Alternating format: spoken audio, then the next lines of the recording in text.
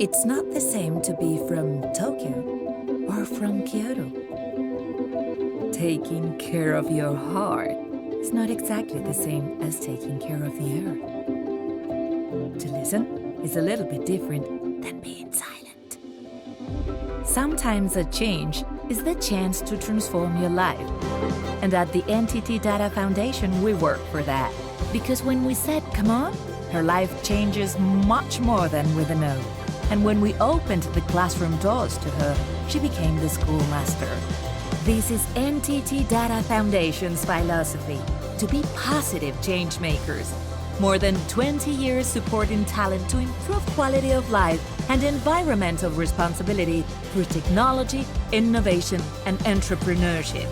We are positive change makers thanks to the hard work of our volunteers, promoting awards for sustainable and scalable solutions around the world, reducing gender gap, accompanying children on their digitalization journey, awarding tech entrepreneurship.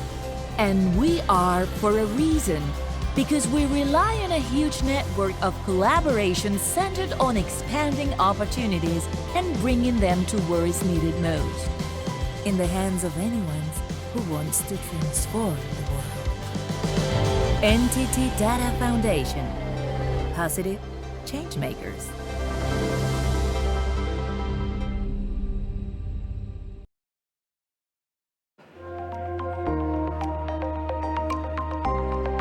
Good evening, everyone. How wonderful to be here, everyone together, sharing a special evening for us.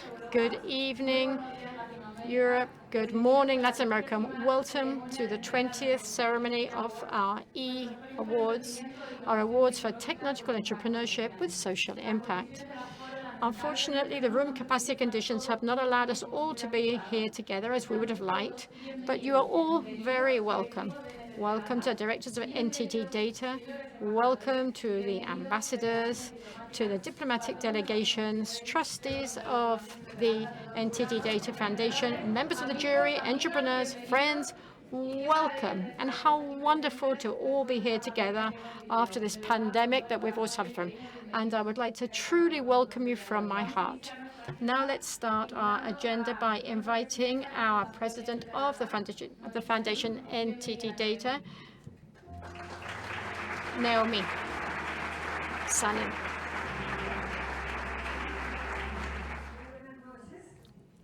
Good evening, everyone. Thank you very much, Carla, for your kind words of introduction. Thank you for coming today in a day, like has just been said, which is a very special day for us. We feel very, very happy to be able to meet again in person after the very difficult circumstances that we all have experienced to a greater or lesser extent.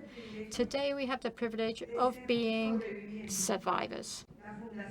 The foundation has also been a survivor. 30% of the small and medium-sized companies have disappeared. And 1% of the population, because of 0.1, over 5 million people have suffered from COVID. So we are very happy today because we are survivors. But however, we have lost 12 of people from the company. And I would like to send out a message of solidarity to their families, to all their friends, and to all their colleagues. In this edition, we will be handing out the awards for the first time as the NTT Data Foundation. We're also celebrating 20 years as a foundation, 20 years of support for entrepreneurship, supporting talent and driving innovation for 20 years too.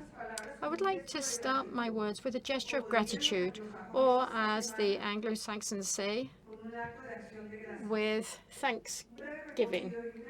So I would like to give well-deserved recognition to the founders and the presidents who have made the foundation what it is today.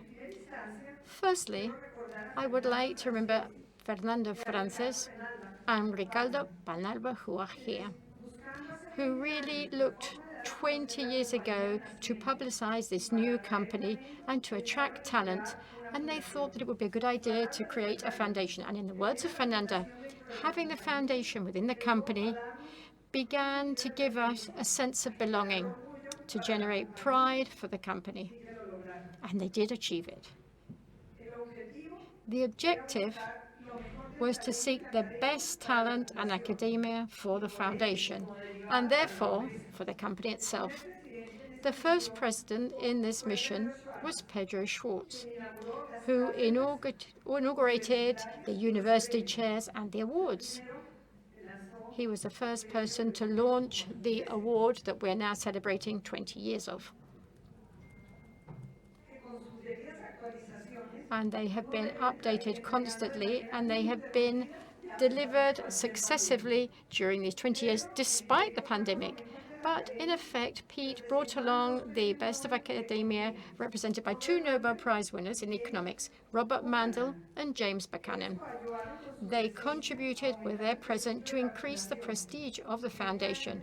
20 years later, today, we have with us a Nobel laureate of literature, Mario Vargas Llosa, who I personally would like to thank him very much for coming, because Mario, he is very representative of the Hispanic world. And so we are very grateful for his presence and his thoughts. Thank you very much.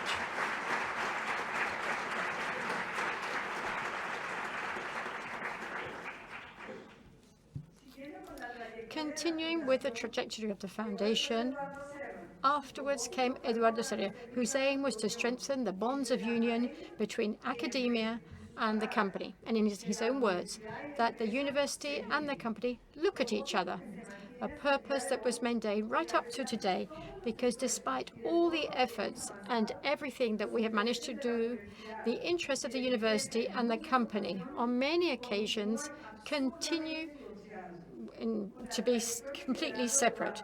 With Eduardo's career and leadership also came his relevant figures such as His Majesty the King, who at that time was the Prince of Asturias, and former presidents such as Ricardo Lagos, Álvaro Uribe, Ernesto Zedillo, José María Aznar, and Felipe González too.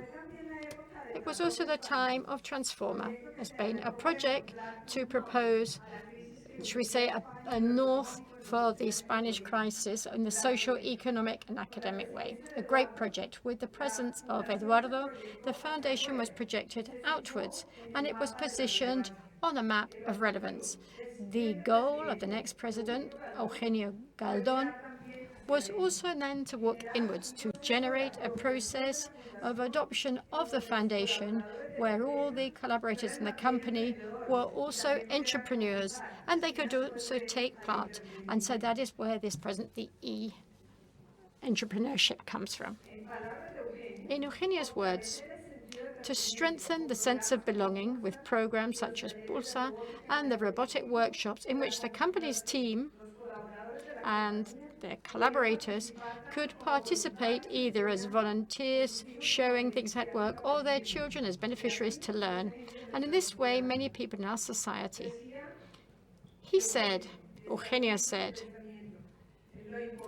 what is important in our foundation is not just the economic side of things. What is the important part of the foundation are the volunteers. Today, we are in 12 different countries. Eugenio started our internationalization, and our goal is based on what has been built already, and without changing our DNA, to continue to specialize to achieve our purpose. And I would like to remind you what it is.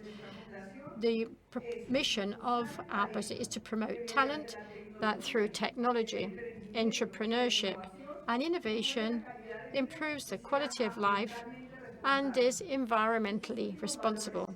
These values have been added, and we really share them with NTT Data, and so we are now one company together. What is important is that all the activities that we develop have to have these two conditions: to transform socially and within obviously the scale of our possibility, and also we need to be environmentally responsible and sustainable. That is very, very important, and this is what we want to emphasize on human beings, on the quality of life.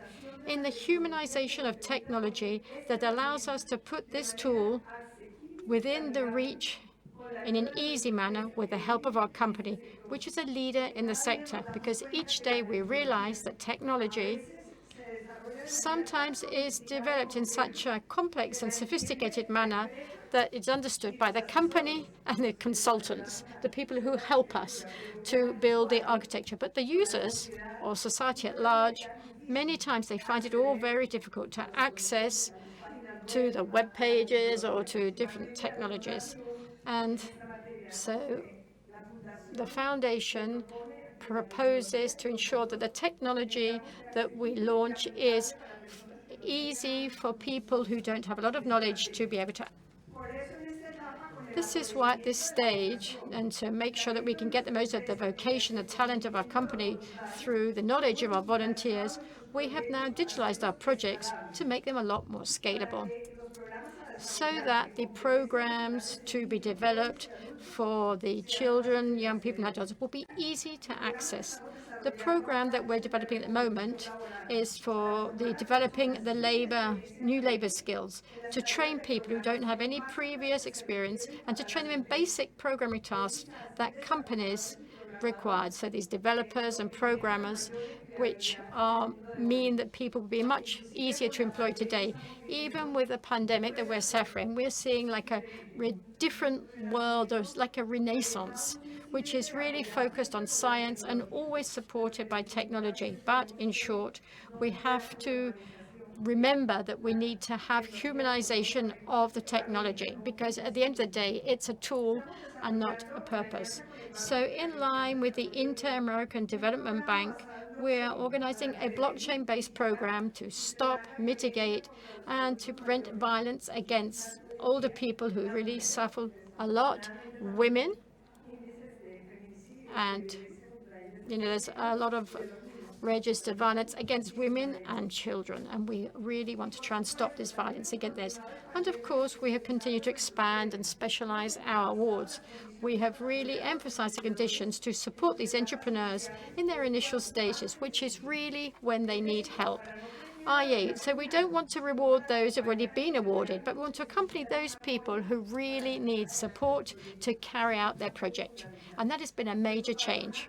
Our board of trustees with shared values by entity data established, or our trustees established, that the foundation's projects, including the awards, and as I've already been saying, the awards can't just be of any type.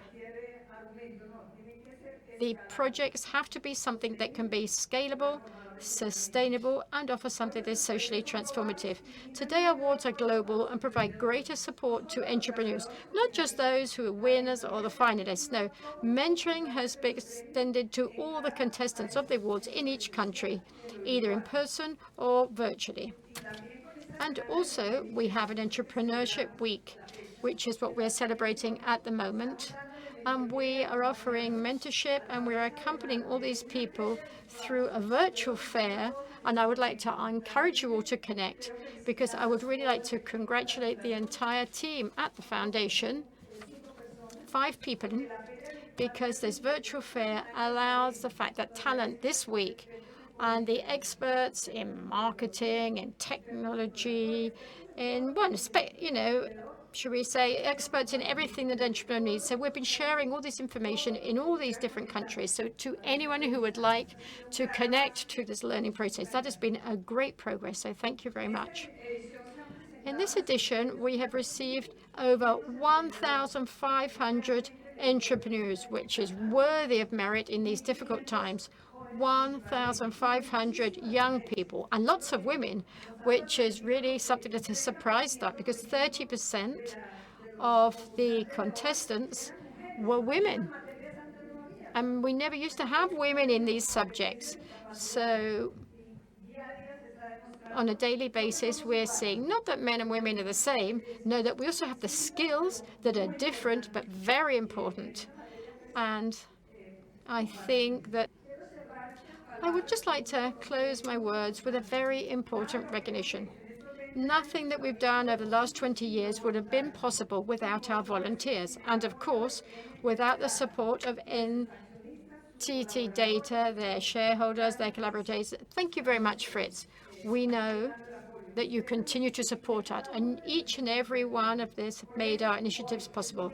This is why today, which is a day when I'd like to say thank you to everyone, I would like to ask for a round of applause to everyone who's made this foundation such a wonderful reality. Thank you.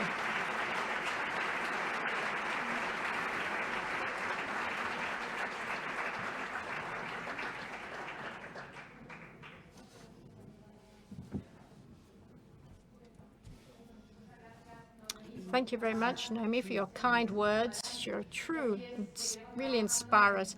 And we're going to continue to work on leaving a positive footprint on society. So to continue our agenda, I would now like to ask Eduardo Sierra, the president of the company, to come up. Welcome, Eduardo.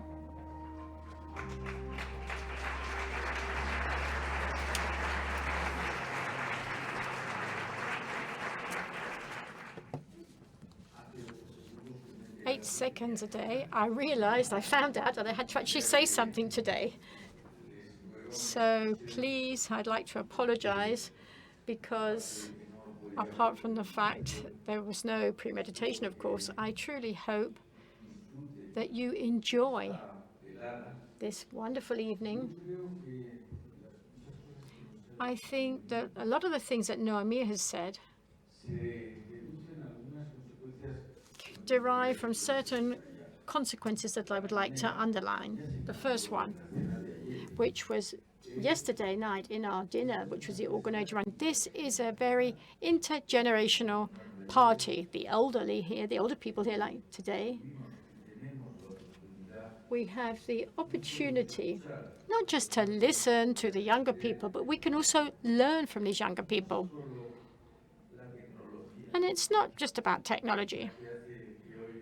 That means that the young people today are better prepared than the old adults for a lot of things that we need in life. Ortega said in his theory related to generations that the adult period of humans, which is from the 30 to 60 years, there were two generations, because he understood that each generation had 15 years, so from 30 to 45, and another one from 45 to 60. And he said from the 30 to 45, what you're trying to do is change the world, and from 45 to 60, you're trying to ensure that the world doesn't change. And so in this sort of game between the younger people and the older people, well, this is when you start to make history. I think to have the opportunity to listen to the young people, it's not just an obligation. I really think it's a privilege for the elderly. And secondly, and Noemi has also said this, Eugenio started the internationalization of the foundation. Today, to a certain extent, this is now come to a very good point. We have a Japanese shareholder, and we have a Colombian president, and young people of all different nationalities, which are now hoping to win these awards, which this now certifies the internationalization process. And thirdly,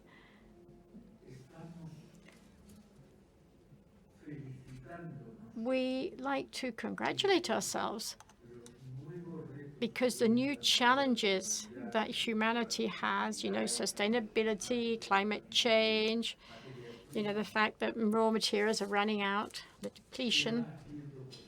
This means that now the solutions for these problems are being made possible. So I think we should boost this trust that in each and every one of us to continue to progress. So after my 8 seconds of preparation, I'm afraid that's all I could say. Thank you very much.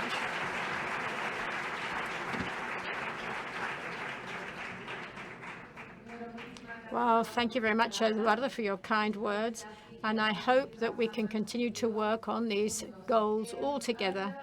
Now I would like to welcome our main guest. He is one of the most important Spanish-speaking electroanalysts of our time, thinker of the great social and political change, a writer, and a Nobel Prize winner in literature. Welcome, Mario Vargas Llosa.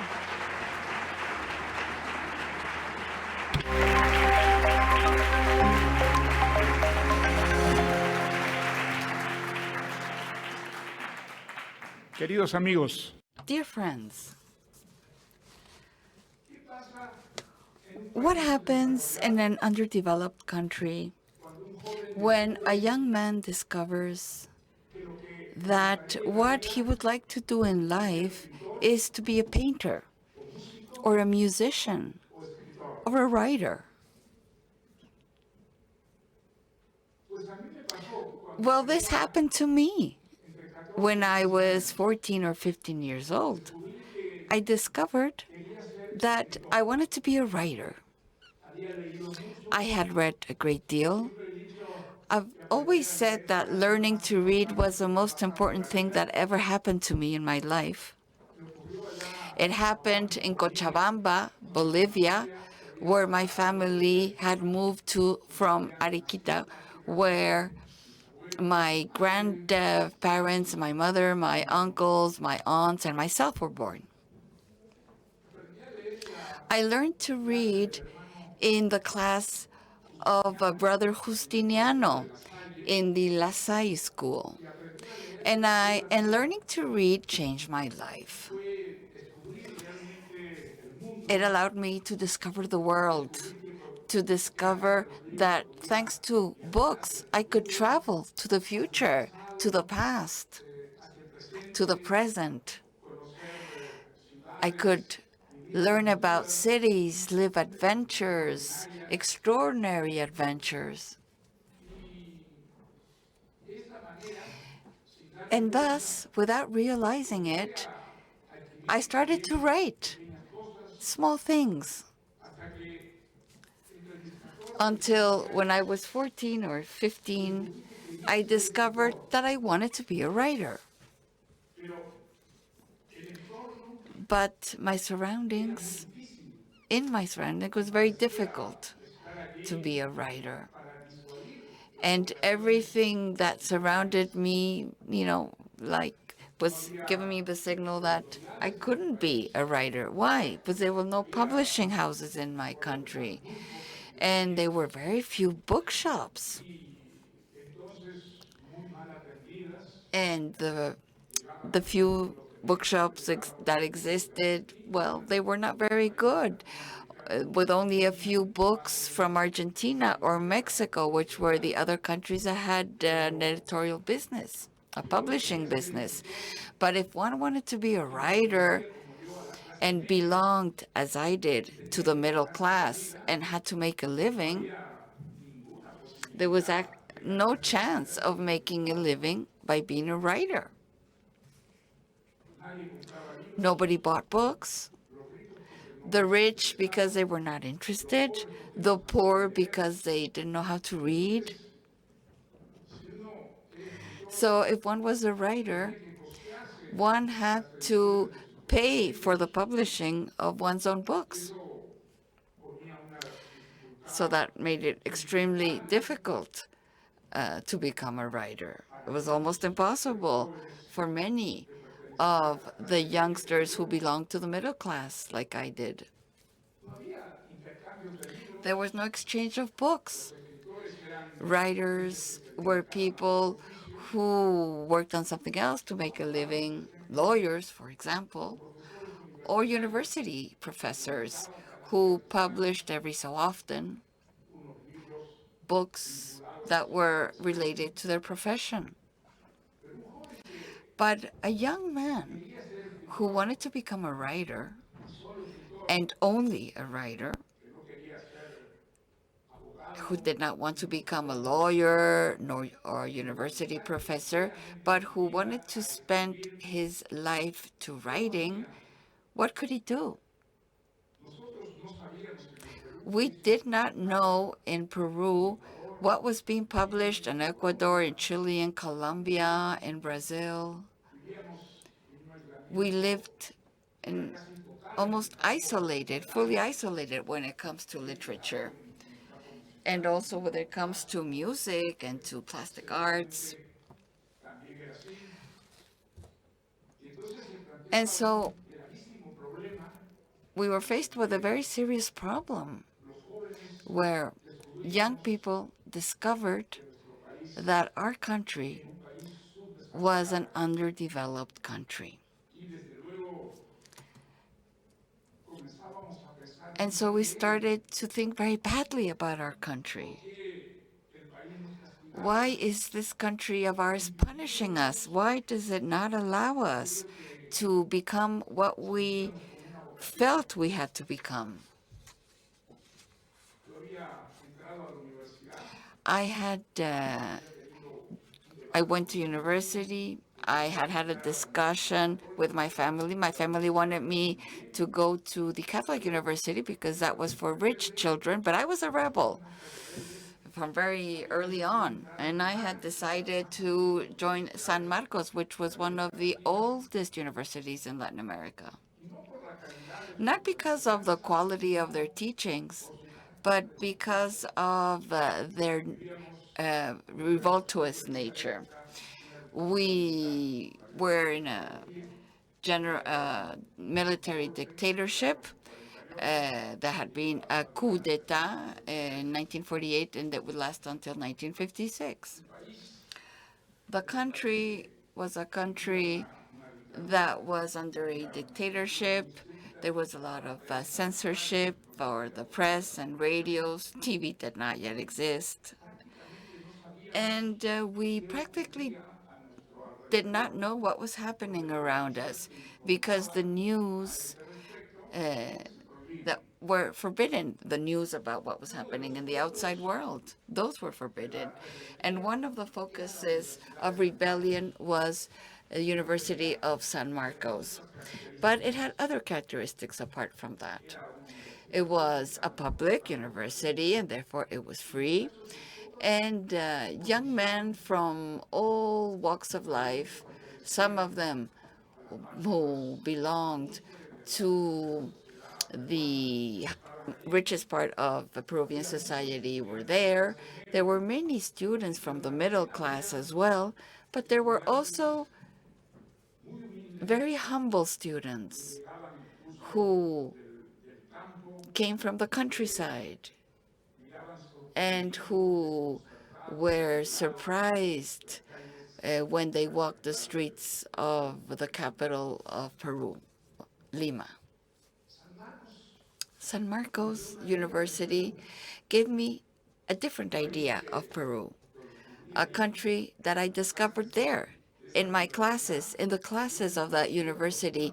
I was unaware of many things that I discovered there because then, and things have changed a great deal since, Peruvians of different social classes did not know each other.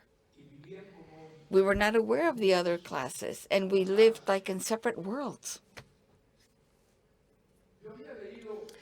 I had read in the last year in school a book that impressed me a great deal. The Night Was Left Behind, Jean Valjean. That was a pseudonym of a German writer who had been a communist and who had lived communism in Hitler's age. In other words, completely underground. And the things that he wrote about were tremendously enviable. Firstly, the adventure of being a clandestine, the danger of being incarcerated for many years, or even being shot or killed by other means, using an axe, because I think it was an axe that Hitler used to punish rebels. And I, amongst other things, had gone into San Marcos University because I thought there were communists there, and that the communists represented rebellion against the dictatorship and the possibility of bringing Peru out of its condition as an underdeveloped country. And yes, in effect, there was a small group of communists who were operating, um,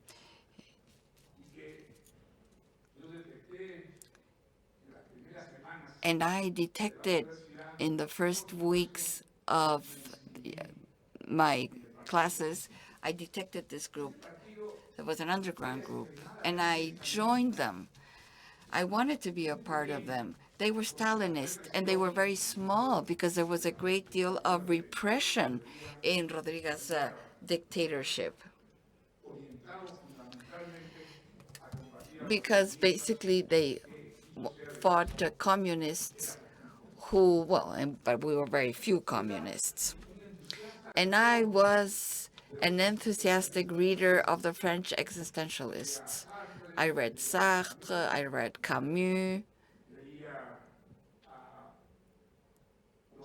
I read the authors that published in L'État moderne, the Sartre's publication, and I think that defended me against Stalinism because we were just a few, but as a Venezuelan friend of mine always used to say, we were very sectarian.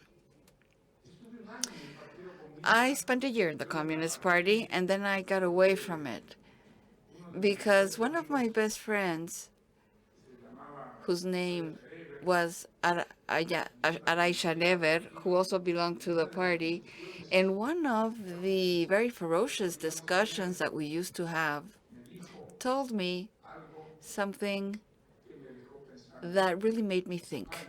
He said, Mario, or comrade, you are a subhuman, a subman. And that really broke me. And I thought, if I continue in this party, I am truly going to turn into a subhuman. From the very disciplinary way in which the party required that we believe everything they taught us. So I got away from the party. I gave up being a member of the party, but I continued to be a left-wing militant to a large extent because the news that we got from Cuba, which we read between the lines, talked about a rebellious movement in the Sierra Maestra that was fighting to bring to Cuba a revolution. A revolution very similar, I must say, in my mind at least, to the one that Jean Baltin described in his book, Out of the Night. But what happened with my vocation as a writer? With my wish to become a writer, and a writer only? Well, I discovered that that was impossible, that if I continued to live in Peru, I would become a professional who would have a liberal profession, who on Sundays and holidays could perhaps spend the time writing. And I was absolutely convinced that if I only spent holidays and Sundays to write, that would not make me a writer. That the only way in which I could become a writer was working night and day on literature, reading and writing, writing and correcting. Fortunately, there was one scholarship in Peru for aspirers to writers. And that scholarship was provided by a bank, and it was provided by the university where I was studying, San Marcos University. I had chosen the less functional of all disciplines to do my PhD, which was literature precisely. What was literature good for? For someone to enjoy reading books or trying to write plays or poems or stories or novels. But literature was a activity that did not produce as other professions do that have a salary, and the writers had to find another way of making a living, probably living very badly too. But the bank and the University of San Marcos University gave a scholarship to do a PhD at Complutense University in Madrid. And I was very lucky to win that scholarship. It was called the Javier Prado Scholarship. Javier Prado was a very distinguished intellectual who lived in the 19th century. And thus, I came to Madrid. I felt a writer already. I had only written a few stories that had been published in some magazines in Lima. I wrote 2 more stories in Madrid as soon as I got to Madrid, before my classes started. And I was lucky that a group of doctors, physicians from Barcelona who loved stories that were not then published by publishing firms, they had formed a small publishing firm to publish short stories. And they had created an award which was called, because most of them were physicians, I have to say, and so it was called the Rocas publishing firm. He was a doctor. He encouraged all the other doctors who loved short stories, and they had all created this publishing house. They had created not only the publishing house, but an award, which was called the Rocas Award.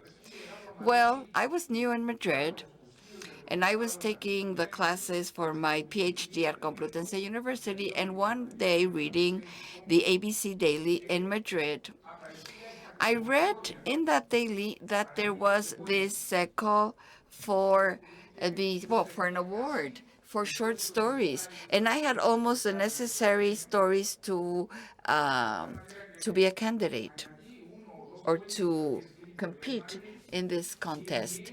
And I wrote all the stories I had written in Peru and in Madrid. I sent them to this contest that was sponsored by this Rocas publishing house.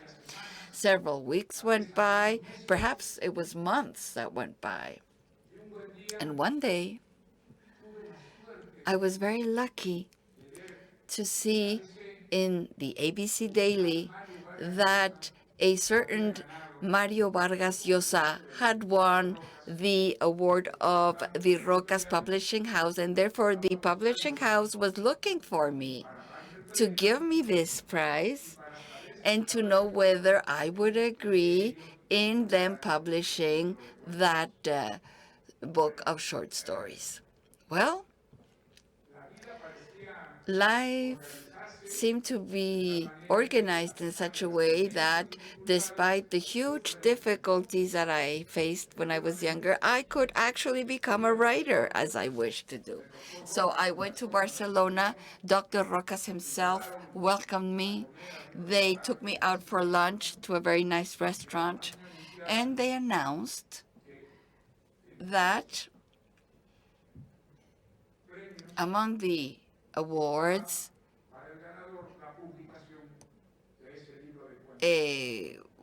that since I had won, they were going to publish my book of short stories. So when I was very young, I saw my book published. My book was called, like one of the stories that was a part of the book, it was called The Bosses, Los Jefes. So it was there in Madrid whilst I spent my mornings at university. I then went to write to a small bar, which was near the place I lived. That was where I made the decision, a very risky decision indeed, extremely risky back then, to try to become a writer and a writer only. I decided that I was not going to study law. I decided I was not going to become a university professor. I wrote a letter to a Peruvian historian who was then Minister of Foreign Affairs, telling him that I would like to go to Paris. Was there a possibility of getting a scholarship? Because I didn't have my own money to go. And immediately this university professor who had been very close to me, and I admired him very much on the other hand. Dr. Porras Barranechea was his name. And he answered to me and he said, "Of course. I talked to the ambassador in France and you will be given a scholarship. So go to Paris and ask for your scholarship. It has already been agreed to in such a way that you can start to take advantage of Paris." I went to Paris immediately. I went to the Ministry of Education. That was, the ministry that gave the scholarship. The person who I talked to, he said, "Listen, I have not yet received the scholarship from Peru, but if you are sure that you have been awarded the scholarship, well, you can wait." I had a return ticket paid, but I already knew French. So I bought books and I went to the theater and to the cinema. And I was amazed by all the possibilities that Paris offered in terms of bookshops, libraries, theaters, cinemas. Then a few days later, I went back to the Ministry of Education, and the same gentleman told me, "Yes, I have now the lists, but you're not on the list. You're nowhere on the list." It was, of course, a different era. One could look for a job in a European country without problems. And so I decided that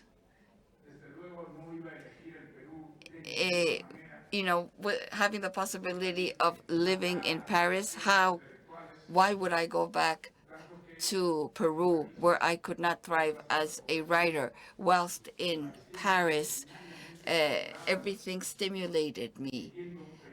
Reading a newspaper, visiting a library, or going to in the Mutualité to the debates that were held every week where intellectuals participated, intellectuals who were famous back then. I remember having listened amazed to the prime minister of de Gaulle, who was very interesting, the leader of the opposition, Pierre Mendès France. And I remember listening to these two gentlemen debating in a way that Peruvian politicians could never have argued or discussed, quoting ideas, quoting important works, and discussing as equals or debating things as equals for practically 2 hours without the use of notes, and amazing their listeners.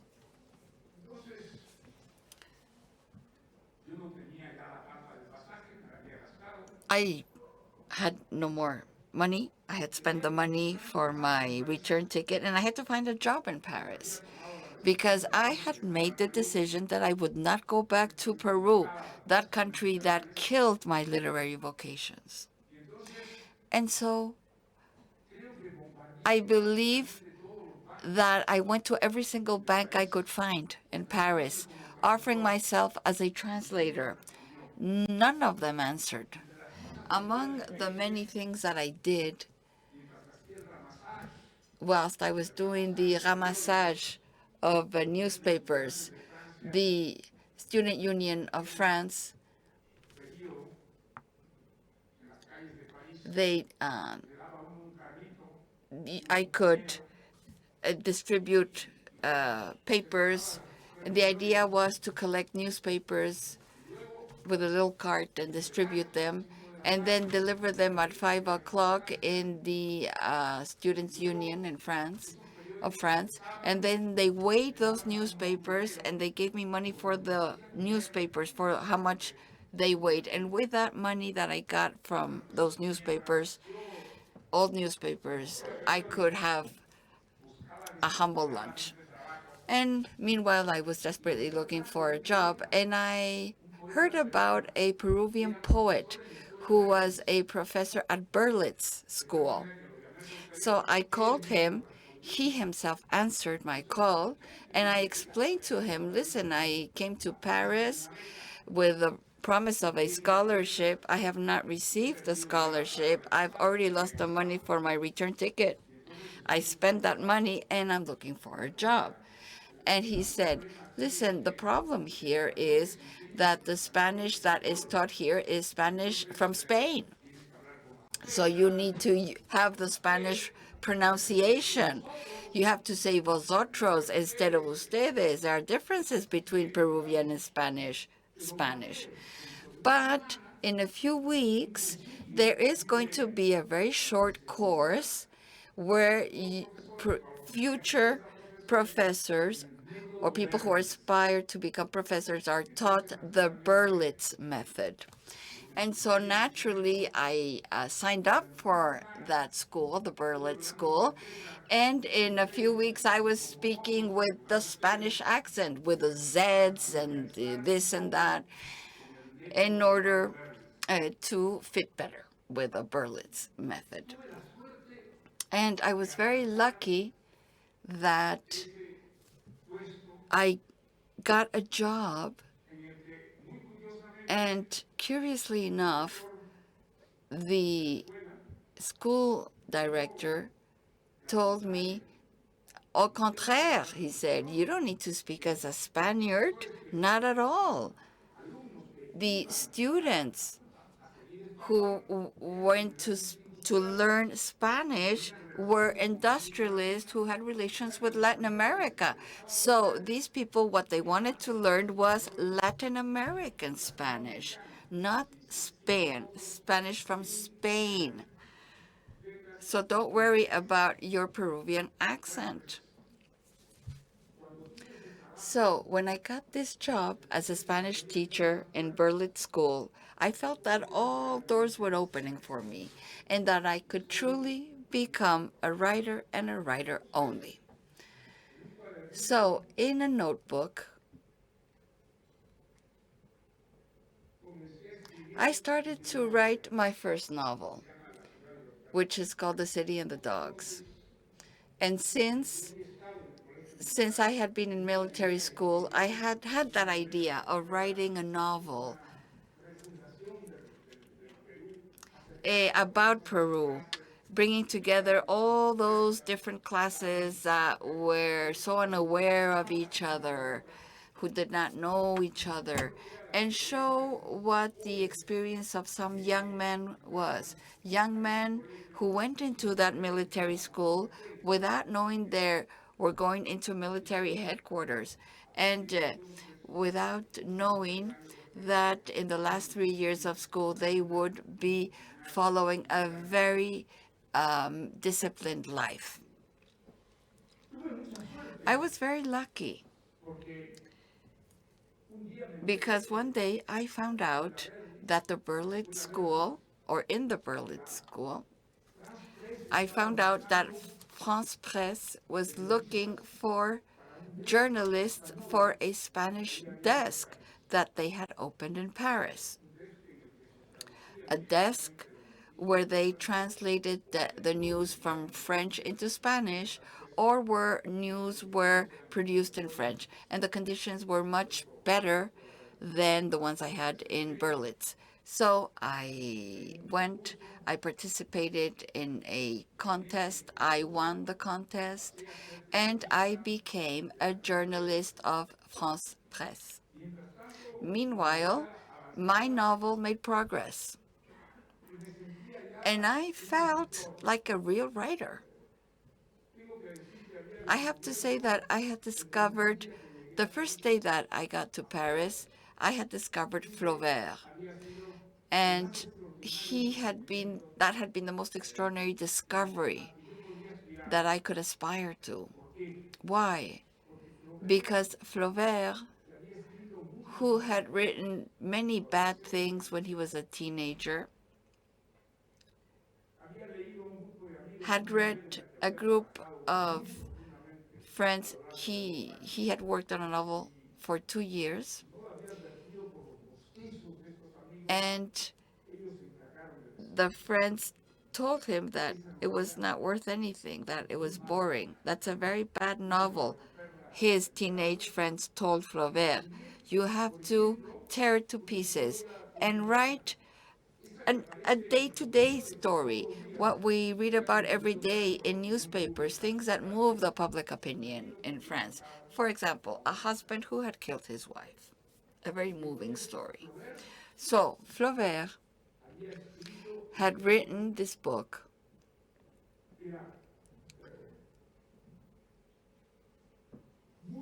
which was very rigorous, making sure that every sentence sounded well, reading it out loud and reading it to his friends to see how they felt. And there's still the pavilion under the trees where he read every word, every sentence that he wrote, and that he included in that marvelous novel, which is his first great novel. What is the name of it? The name of it is, somebody said it in the audience. That is the name, yes. Now, for me, discovering Flaubert was absolutely marvelous. All the ideas I had regarding the novel were swept away by Flaubert's ideas.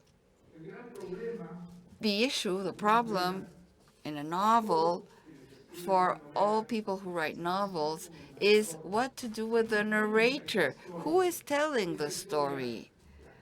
Is the story told by one of the characters? Is the story told by that supreme character, which is the silent God that appears in all novels? Or is it told by the different characters in the novel? Well, Flaubert gave an excellent response to this issue, which is still applied today, saying that only two characters could tell the story. God, that supreme being that knows it all, and although he does not appear, although sometimes he does appear in a novel, he tells the story, or a character which from deep within the story tells the story, but only of the things the character can know about, the things that he has experience on. And I thought it was so simple to discover the most profound secret of novels. Well, I read everything Flaubert wrote, and I was absolutely flabbergasted by what Flaubert did and wrote. He had a relationship with his lover, Louise Collet, who was an actress who worked in Paris, but he lived far away from Paris, and they met only one day a month, only one day a month. He decided that they were going to meet one day a month, And that way, most of his time he could spend writing his novels. And the novel was Madame Bovary. Now, Louis Collet kept all of Flaubert's letters, and Flaubert wrote to Louis Collet late at night after having worked for many hours in his novel, and when he did not have any other concern in his head than his own novel. So that for 5 years, which is the time that it took him to write the book, he was documenting every day, because the letters that he wrote to Louis Collet were daily letters. He recorded everything he did in his novel. It is a very unique case of a writer who is documenting without knowing it how he writes his novel by writing letters to his lover. He documented everything he had in his head whilst he was writing Madame Bovary. And it is truly unique because that document, which is 5 years long, is a document that Flaubert never thought would reach the public at large, as it did, because Louis Collet very rigorously kept Flaubert's letters. But Louis Collet's letters to Flaubert, a niece of his who inherited all of Flaubert's manuscripts, scandalized, shocked by the very sexual nature of these letters, burned them. And so, of course, she was deeply hated by all of Flaubert's admirers, starting with me, of course. Now, discovering Flaubert and discovering Paris was a decisive factor. It was what allowed me to materialize the decision that I made in Madrid, the decision of being only a writer. That didn't mean that I could not do other jobs to make a living, and those jobs, took a lot of time. I spent many hours doing those jobs, but the hours that I had left and that I could spend to writing, those hours gave me such pleasure that it made it worth working all the other hours to make a living. And after a few years, I finished my first novel, The City and the Dogs, La Ciudad y los Perros, and now I needed to find a publisher. And I took my novel to the first publishing house that I found. It was a Spanish one that was located in Paris, and then they answered that they did not publish novels, only political essays, so that they could not publish my novel. So I have to say that I was absolutely disappointed when I finished The City and the Dogs. That was not exactly what I wanted to write about. The novel I wrote, I thought, was not really very good. I wasn't happy with it. I was disappointed. And meanwhile, I started my second novel, which I thought was much better, that was much more promising. It is a novel that occurred in the jungle. Well, I, who had decided to break away with Peru, in Paris, I thought about Peru, and those thoughts of Peru fed into my novel, and they gave me the material to write my next novel, La Casa Verde, The Greenhouse, a novel that transcribed in the Amazons that I had discovered before traveling to Europe, and a little town in the north of Peru called Yura, where I had spent 2 years that had been very important for me. And these represented the two extremes of Peru.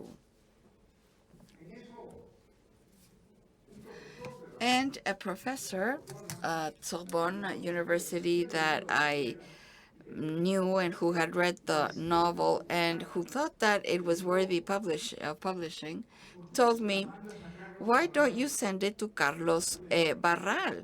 And I said, Carlos Barral is in Spain. Spain has a very strict censorship. I had seen this with my book of short stories called Los Jefes, the bosses, and they had been very harsh with it, and they had redacted many sentences from my stories. And he told me, no, no, he publishes also in Mexico, because when there's strict censorship in a country, yes, I'm finishing, though. I'm going to finish soon. And so he said he also publishes in Mexico. So I sent it to him. I wasn't really very hopeful, but 3 months after, more or less, I received a telegram from Carlos Barral. And this is going to be the end of my story, because that is when my life as a true writer began. And Carlos Barral told me, he was a poet, and he was also a publisher. He had inherited half of the publishing house, Say Barral, it's called. And he was a magnificent poet, a very cultured man. And the telegram that he sent me was a very enthusiastic telegram. And he told me, you have written a magnificent novel. We're going to publish it anyway. If not in Spain, we will publish it in Mexico. And so there is where my true life as a writer started. I started to make money with my books, something that I had never thought could happen. But nevertheless, I believe that without the help of Carlos Barral, I would have never become a writer. A person from an underdeveloped country would have never turned into a professional writer. And that is why when you see that a Colombian or Ecuadorian or Chilean or Peruvian writer is mentioned, please remember my story, the story I have just told you. That young man or that young woman or that man or that woman, they had to go through hell in order to become a true writer. The only way in which one can turn into a writer is by making a huge effort, spending hours and days and weeks and months, as Flaubert did, to write a novel that will do away with normalcy and represent what future writers will start to write very soon. It is very difficult to become a writer or an artist or a painter or a musician in an underdeveloped country. Underdevelopment, among many other limitations, kills the vocation of an artist. When the artist starts to flourish, and behind the successful vocations that always exist, there is an infinity of sacrifice whose merits you can acknowledge in the story that I have just told you. Well, thank you very much for your attention. And this is the end. Yes, that's what I wanted to tell you. Thank you. Muchas gracias.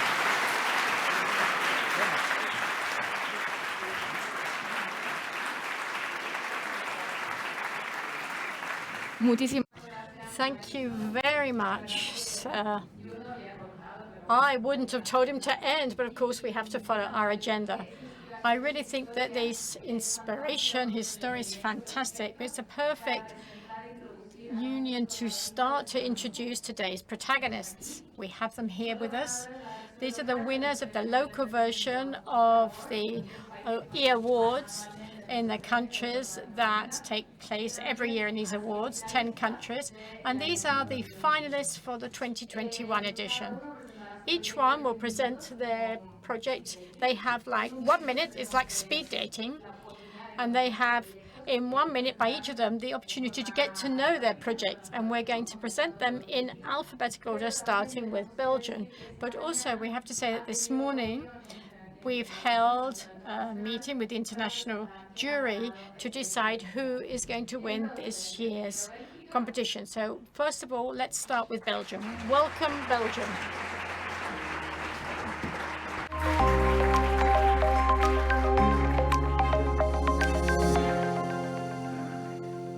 Hi everyone, my name is Thomas Rijpes and I'm a co-founder and head of product at MyPitch. At MyPitch we have the goal and the mission to engage, motivate and empower the local amateur football communities, and we do that by creating data next to the field. So we actually put down a camera next to the field, and our machine learning technology is able to capture that video data and analyze it and put that into an actual app where a user can actually each and every week see the progress of his own games. We're doing that for a community that has already given a lot to us, very talented players, volunteers that has given us so much. So I think that we as innovation experts now need to give back innovation back to them, but in an affordable way. So if you're into sports tech, if you're an investor, or if you're interested in bringing MyPitch into your country, feel free to reach out and I'll be happy to start the conversation. Thank you so much.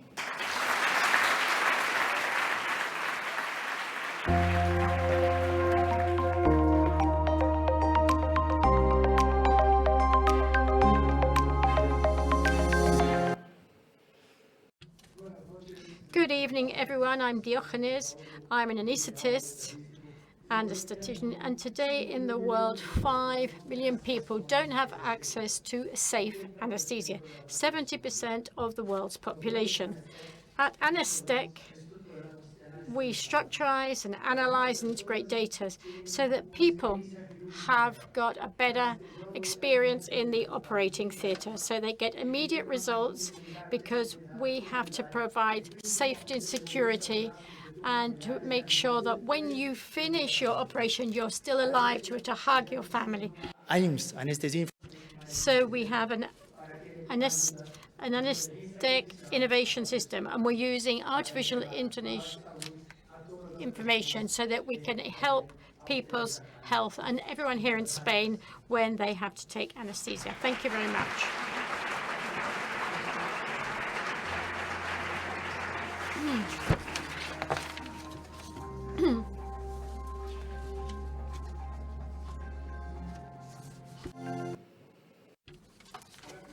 I'm Maria Hernandez, and I want to introduce our Blah Blah project, which is a technology for the service of inclusion.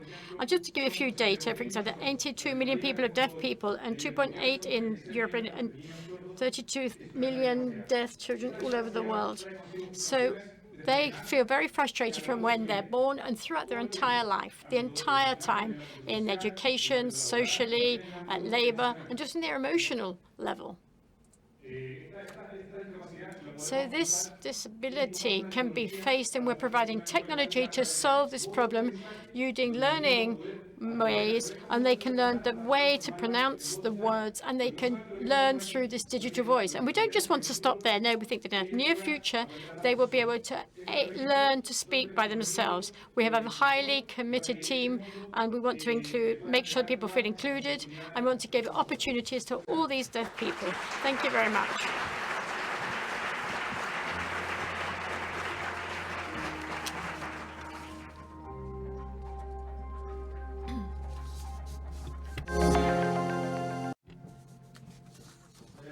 Good evening. Well, after the pandemic, millions of people have to use our face masks, we're manufacturing 1 million face masks per minute. My name is Hector País, and I developed Green Face. So we have biodegradable, ecological, anti-COVID face masks. We're using a technology that overcomes the barriers of safety. And they're manufactured from paper, and they include different layers which can reduce all different types of bacteria. Our technology is patented worldwide, and it can be scalable for everyone. You can also personalize them with different types of dyes, and it's very low cost, so everyone can have them. And our idea is that everyone can have one. So it's a project that can be scaled up, and it can go from 1 to 9. And so it's viable all over the world. Thank you very much.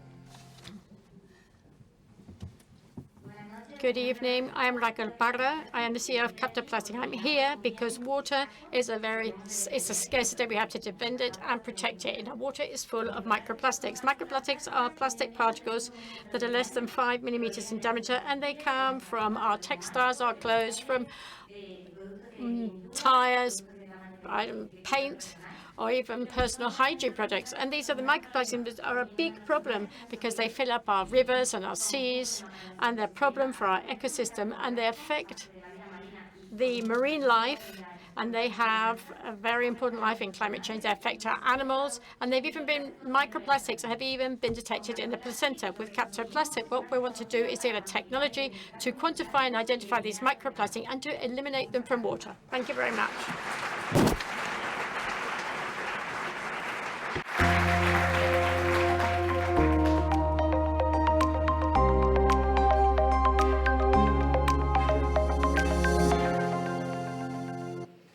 Hi, I'm Wessel, co-founder of Verdes, and today we have produced enough plastics to cover the whole of Madrid in 30 meters of plastics. And from this plastic, we recycle it, but worldwide only 15% of all plastic is being recycled.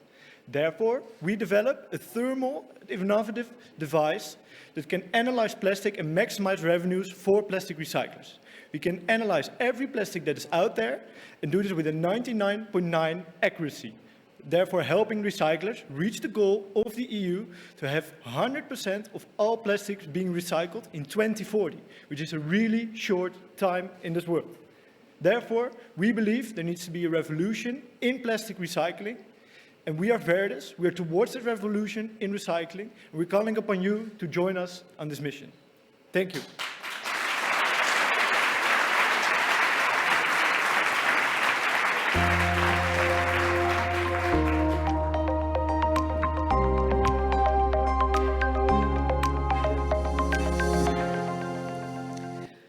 Good evening.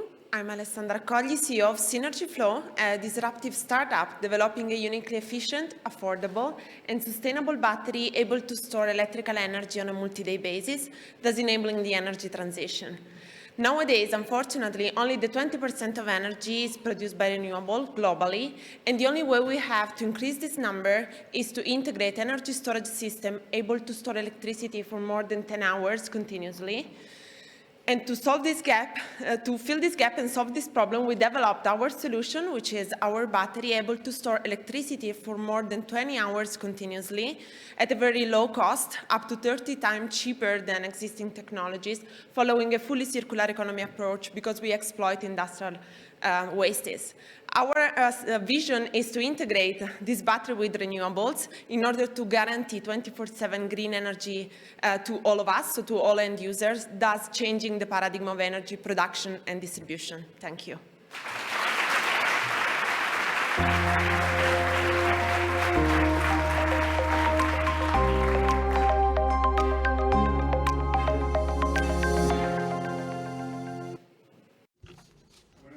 Good evening. I am Alfredo Calle.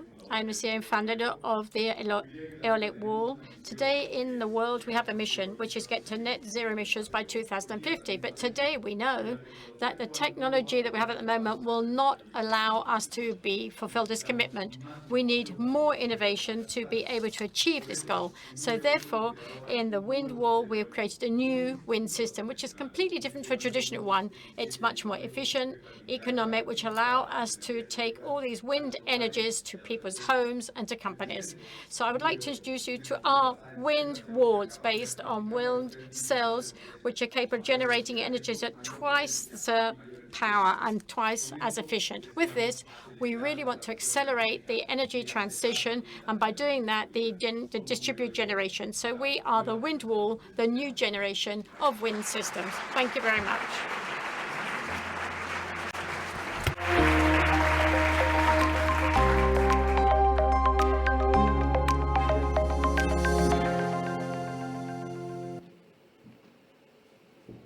Rare earths are responsible for the transition to green energy.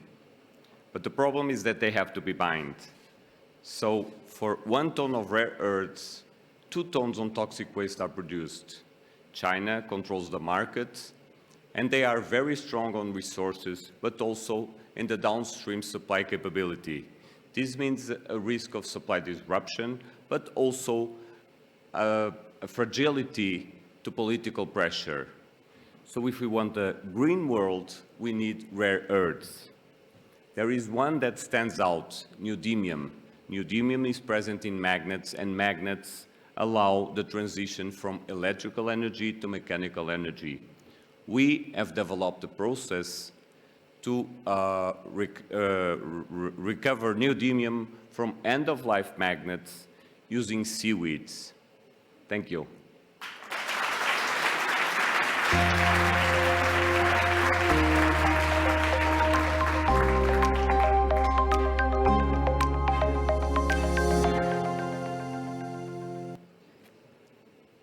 Good evening, everyone. I'm Darshita Gillis. I'm founder and CEO of Munch. We are a benefit corporation.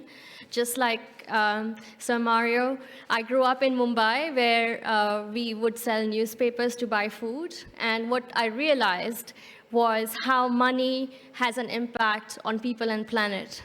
And we have built solutions to enable companies and investors to join hands and have intuitive solution that gives them access to information they need to make sure that the money that they invest is invested into a sustainable transition.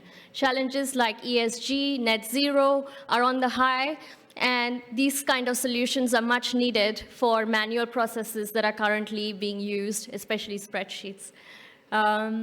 At Munch, we work also with philanthropy and companies and investors. So if any one of you would like to speak, I'm here. Thank you.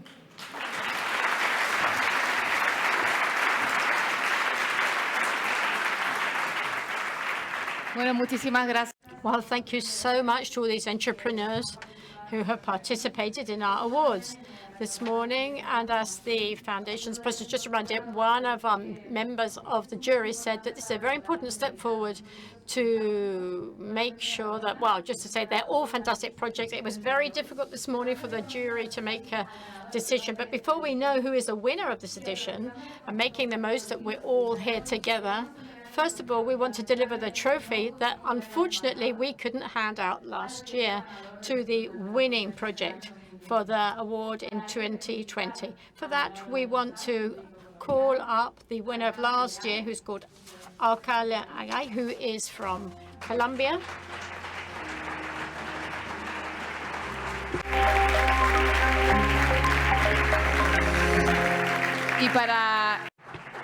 And to hand over this award, we would like to ask Eduardo Sierra, who is our president of NTT Data. Eduardo, please come up again to accompany us to.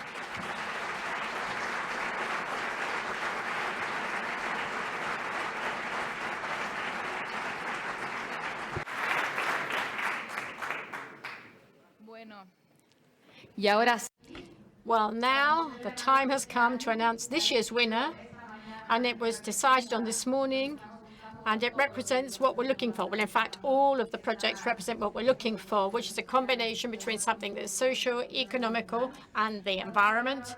So to hand over the 60,000 euros, which doesn't have to be paid back, and a mentorship. And I would like to ask Mario Vargas Llosa, please come up to accompany us to hand over this year's eAward 2021.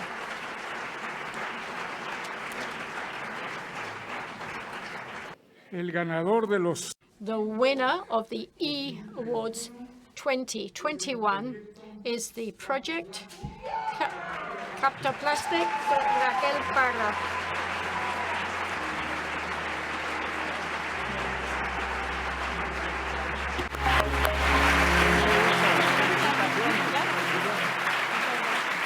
Your hands are full. Yes, thank you. I really did not expect this because all the other projects were quite incredible. First of all, thank you to all the finalists for sharing this opportunity, allowing me to learn from you. Thank you to NTT Data Foundation for this opportunity. And thank you so much to the jury and to all the members who are part of Captoplastic. And to the Autonomous University of Madrid, José Antonio Casas, Ikea Martinez, and to our first investor, Be Able Capital, that have trusted us from the beginning, and they still trust that we can do much. And thank you so much to all of you for being here. Well, we're getting near to the end of our evening. Thank you so much for being with us here on this very special evening for us. First of all, we need to take our family photo with all these entrepreneurs. So I'd like to...